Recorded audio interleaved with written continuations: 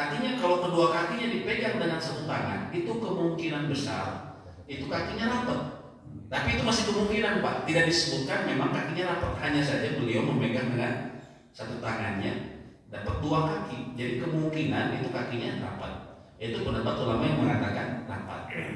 Ada pun ulama lain menganggap, ya, contohnya dalam mazhab Syafi'iyah, dia direnggangkan. Kenapa? Karena Nabi SAW memerintahkan ketika sujud ini, kita disunahkan merenggangkan paha kita. Kita jadi nggak boleh bukan di sini, tapi disunahkan direnggangkan.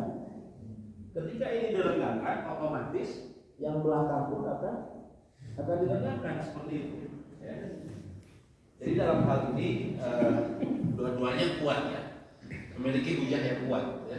Karena disebutnya ihtimal itu kemungkinan. Jadi Nabi SAW nggak bilang khusus harus dirapatkan atau harus direnggangkan. Tapi itu kesimpulan dari sejumlah ulama dan juga praktek para sahabat. Sebagian ada yang mengatakan direnggangkan, sebagian ada yang dirapatkan. Ya, itu nggak masalah. Yang penting kita perhatikan itu rukunnya tadi, Pak. Harus ada 7 anggota tubuh kita menempel.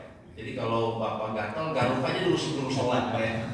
Supaya nanti pas sholat kayak getrek kata orang Sunda, ya. Begitu, Pak, ya. Silakan, Pak. Terima kasih Pak Ustaz. Ya. Ini dalam rangka belajar, ya, sambil berpraktek. Ya. Orang sering bilang learning by doing.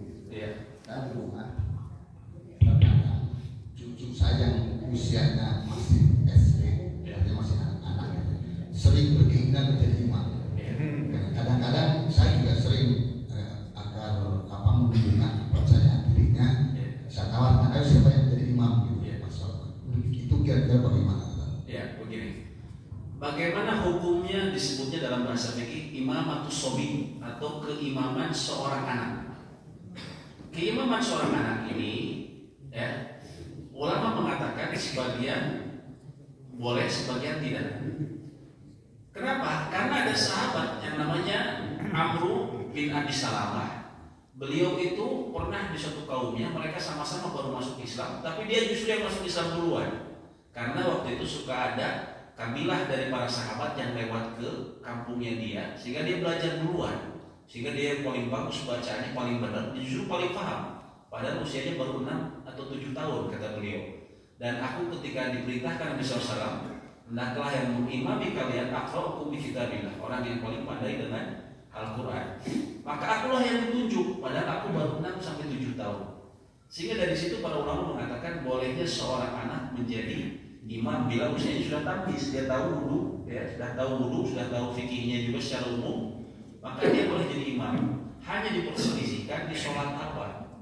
Menurut Imam Syafi'i boleh sholat wajib, begitu pun sholat sunnah. Tapi ulama yang lain, jumhur ulama mengatakan hanya boleh di sholat sunnah. Jadi kalau yang amannya gimana? Yang amannya sholat sunat saja, Pak. Jadi misalnya sholat Jumat misalnya, ya. Sholat duha, Bapak silakan cucu Bapak suruh, tapi dia sudah tahu wudhu yang benar, misalnya, ya. Terus dia belajar, ataupun misalnya kayak sekarang nih sholat Ramadan ini kan ada sholatul lail, dia ngimamin, Bapak sholat tarawih juga nggak apa-apa, Bapak masih tetap bisa kan? Bapak minta dia jadi imam itu boleh. Nah, itu yang umumnya ulama mengatakan sholat sunnah. Adapun sholat wajib itu diperselisihkan. Hanya Imam Syafi'i mengatakan boleh. Itu Pak. Silakan. Assalamualaikum warahmatullahi wabarakatuh. Ini sering terjadi di setiap masjid ya. Karena sekarang itu sudah dilengkapi dengan alarm. Ya, jadi apakah muadzin itu qomat setelah alarm bunyi atau setelah imamnya hadir? Hukum asalnya itu muadzin mengumandangkan iqamat setelah melihat imam.